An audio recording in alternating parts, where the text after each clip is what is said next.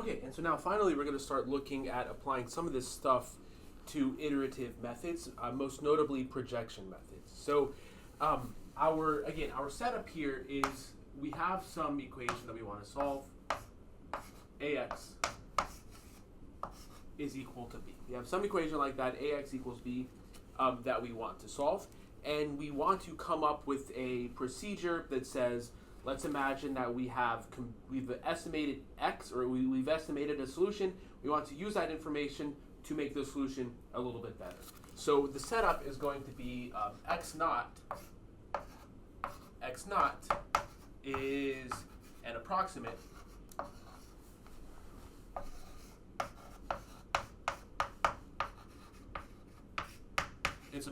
solution. And now what we want to do, the method that we're going to look at now, is do something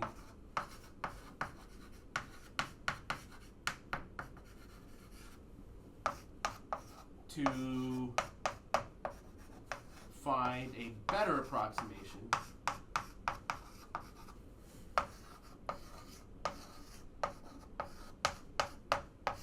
x tilde. Now, this is just really a framework that all iterative methods will fall into. But we're defining it this way because we're just going to concentrate right now on going from one step to the next step, and not necessarily the whole process right now, just going from one step to the next step. So this x0, it could be our initial guess, or it could be the 10 millionth guess, and then we see how we can update that. Okay, so it could be the first guess, it could not be, we'll just see how things go. Okay, so ax equals b, x naught is an approximate solution. We want to do something to find a better approximation x tilde. So I'm going to give you this method, and it might seem a little bit confusing at first. I'm going to give a very general description of this method, and it might seem a little bit confusing at first, but when I give some of these conditions, just keep in mind these sort of things that we saw in the previous two videos about orthogonality and approximation and stuff like that. Just have that like in the back of your mind. You don't need to see right now exactly how the connections are going to be made or why this is a reasonable thing to do, but I do want you to just say, okay, well, in the previous one we looked at approximation, that had something to do with orthogonality of the residual, stuff like that. Just have that in your head. Okay, so we're also going to assume that A is an n by n matrix. Okay, so we're not dealing with this same level of generality at this point that we did in the previous videos. So A is an n by n matrix. It means B is an n-dimensional vector, and it means X is an n-dimensional vector. Okay, so again, we're just sort of isolating one step in the iterative process, going from x0 to x tilde. But like I said, this sort of thing is going to be like we're going to repeat this process over and over again. Okay, so let K be an m-dimensional subspace of Rn. So let K be an m-dimensional subspace of Rn. So we want to find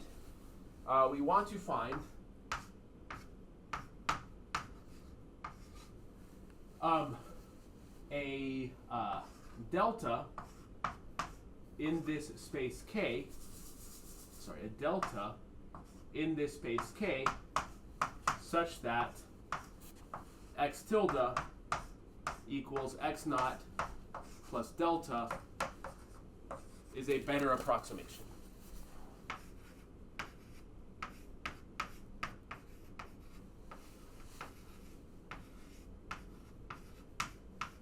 Okay, such that x tilde equals x naught plus delta is a better approximation than x naught. And again, better, what does better mean here? So that's going to be one of the things that we have to unpack, exactly how we're measuring better. You know, in other words, with respect to what norm, or with respect to what norm induced by what inner product do we mean better here? Okay, that, like I said, that's one of the details that we're going to have to hammer out here, but that'll be in the next video. Okay, so find a delta in this subspace K such that x tilde equals x naught plus delta is a better approximation. Okay, so let's just do something here that's going to make things a little bit easier, maybe. let V be a matrix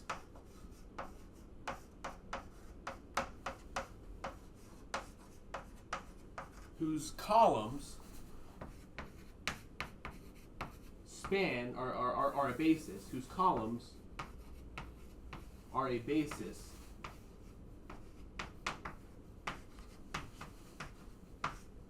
for the subspace K.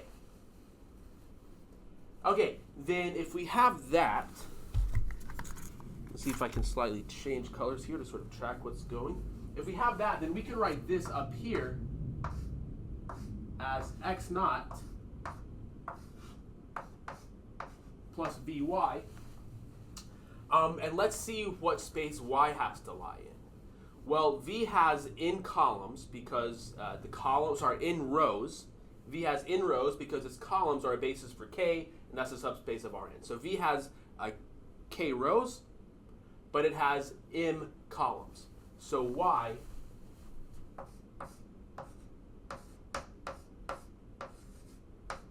is a vector in Rn.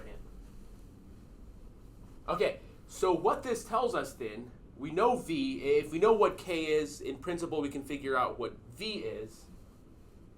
So now we basically have m as in Mike, unknowns in this vector Y. So if we want to be able to specify what Y is, we need m additional conditions. And the idea is that the conditions we pick are going to lead us to get a better approximation. Okay, so, and again, it's going to be maybe unclear at first how that's going to work. So let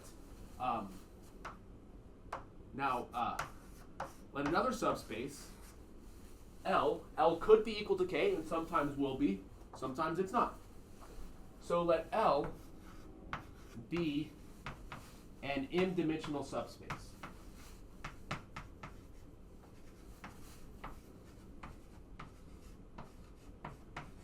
Let M be an m-dimensional subspace.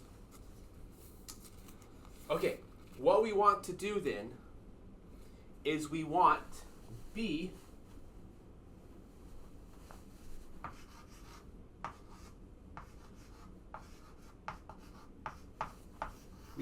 B minus AX tilde to be orthogonal to L. Okay, so again, in the case where L is equal to K, this might make sense. This is sort of very related to what we saw before. Okay, so we want B minus AX tilde to be orthogonal to L. Okay, so I'm going to kind of erase a lot of this stuff here, and then summarize what we have. I probably did not need to erase that top line.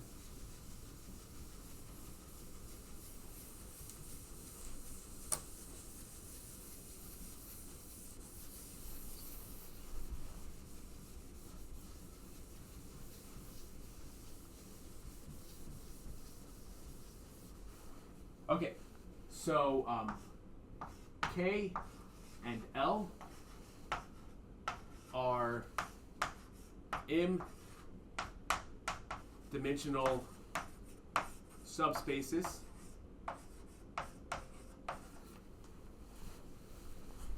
Okay, and what we want to do is we want to find x tilde equals x naught plus delta. I didn't write this as a vector before, but it is, so it's x naught. X tilde equals x naught plus delta, where delta is in K, and we want B minus AX tilde to be orthogonal to L. We want B minus AX tilde to be orthogonal to L. Okay, but we can rewrite this a little bit. Let's see how we can use some of these definitions to rewrite this. So R naught, let's say R naught is the residual vector for x naught. So R naught is equal to B minus AX naught. So let's say R naught is equal to B minus AX naught. Then how can we rewrite this condition right here? All right, AX tilde Okay. Well, let me just do this all in one thing here. So B minus A x tilde. Okay, I'm doing a tilde there instead of a vector. So B minus AX tilde, and maybe let me even, okay. But we know it's a vector. Well, maybe I'll put this here. So we know it's a vector, and so it doesn't look like my tildes and my arrows are just different things. All right. So I don't know where, I'm now getting a little bit too concerned about this. So I'll do the tilde here with the arrow on top. The tilde here with the arrow on top. And the tilde here with the arrow on top. Okay, so I'm just going to use my formula for AX tilde to plug it in over here. So we're going to have B minus A. What is X tilde? It's X naught plus delta.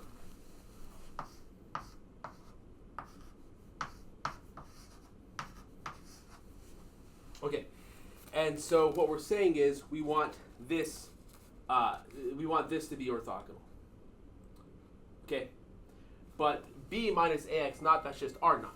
So this is equal to R naught minus A delta.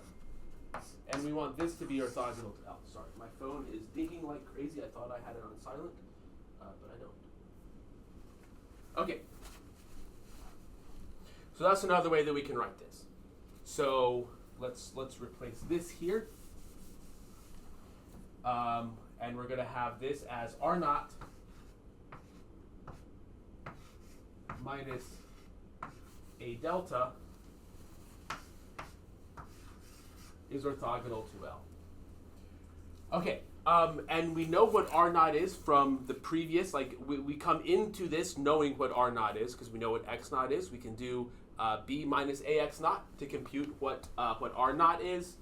Let me even just state here that R naught is equal to B minus AX naught, and this is a vector like that.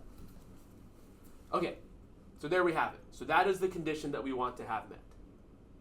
Okay, so again, this does not yet explain, and I'm not going to explain in this video why X naught or X tilde is going to be a better choice than X. But maybe you can start to see how some of this stuff goes together. So right now, we're just saying this very abstractly.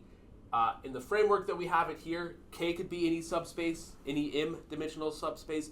L could be any m-dimensional subspace. They might not have anything at all to do with the problem. But this is just the setup we have here. In the next video, we'll start to see how we can choose these subspaces so that we actually are going to get, we can see how we can choose these subspaces so that we're actually going to get X tilde to be a better approximation than X naught. But I haven't explained why any of this is going to give you a better approximation yet. Okay, let's look at this right here, and let's see if we can apply some of the stuff that we looked at from the previous videos. So another thing that I do want to point out here is we can equivalently write this as R naught minus A times Vy is orthogonal to L. Here, y is going to be an m-dimensional vector, and as delta ranges through the subspace K, as y ranges through Rm, V times y is going to range through the subspace K because the columns of V are just a basis for K. Okay, so let W be a matrix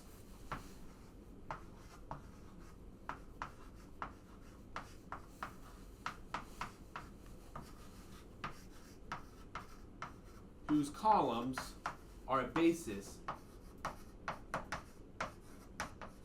for L. You want to be a matrix whose columns are a basis for L. Well, what we want is we want this to be orthogonal to L. Okay, we saw in the previous video how we can write this as a matrix vector equation. We can write this as W transpose times G, where G is the matrix that's inducing this inner product, G times R naught minus A Vy is equal to 0.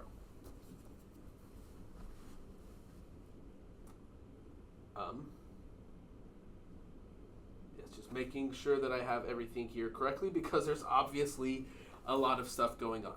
Okay, there's a lot of transposes, and yes, I simply want to make sure that what I have here is correct before moving on. Okay.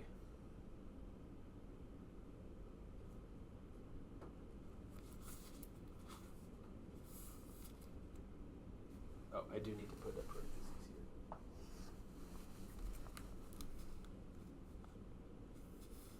Yes, okay. So I'm running out of space here. I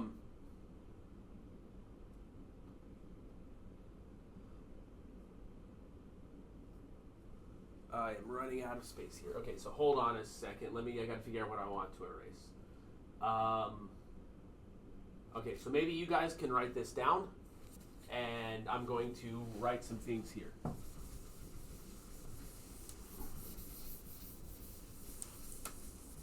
Okay, so we're going to have a matrix V whose columns are a basis for K, and then matrix W whose columns are a subspace for L. And so what we want is we want to solve this equation. We want to solve this equation right here. So well, let me first say x tilde is going to be x naught plus delta, which we can write as x naught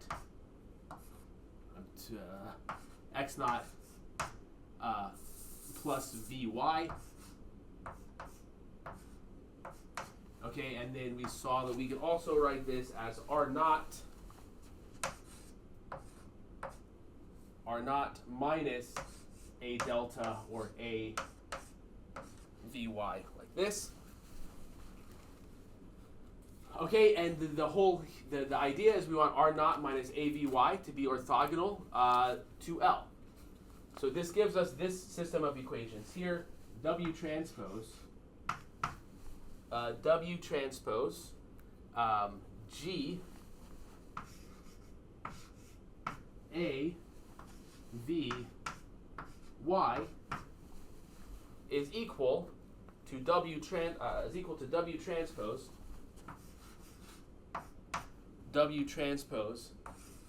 G R naught.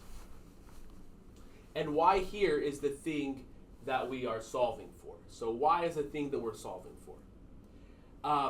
And so what this gives us then is Y tilde, or sorry, not Y tilde, Y is going to be equal to the following. Y is going to be equal to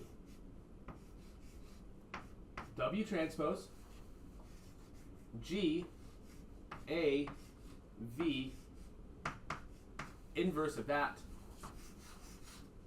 times W transpose G R naught. Once we know what Y is, we know what delta is, because delta is just equal to V times Y. Once we know what delta is, x tilde is equal to x naught plus delta, and that's going to be our updated value. So, like I said, we can always define an iterative method this way. I haven't shown why this is going to give us a better approximation. And if K and L are just sort of random subspaces, it's probably not going to give us a better approximation. But we'll see in the next video conditions that will ensure that we do get a better approximation, according to some definition of better. Okay, now what's going on over here with this matrix right here? W transpose G A V. I have the inverse there. Is that matrix invertible? Well, the answer is no. It's not necessarily going to be invertible. We know W is invertible, we know G is invertible, we know V is invertible.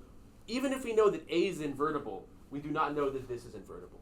So if A is not invertible, there's no hope that this is going to be invertible. But the book has an example, even in the case where G is equal to the identity matrix and A is invertible, this matrix is not invertible. Okay, so for this to be well defined, for this procedure to work, we need this matrix to be invertible. If it's not invertible, this exact framework is not going to be sufficient. We'd have to do something different. Okay, that's it for this video. In the next video, we're going to work in this same framework, and we're going to start nudging ourselves to understanding why this is going to give us a better approximation. Or let's say we're going to work toward understanding the circumstances under which x tilde defined this way in this procedure is going to give us a better approximation to the solution than x naught was. Okay, but that's going to be for the next video. So wait until then.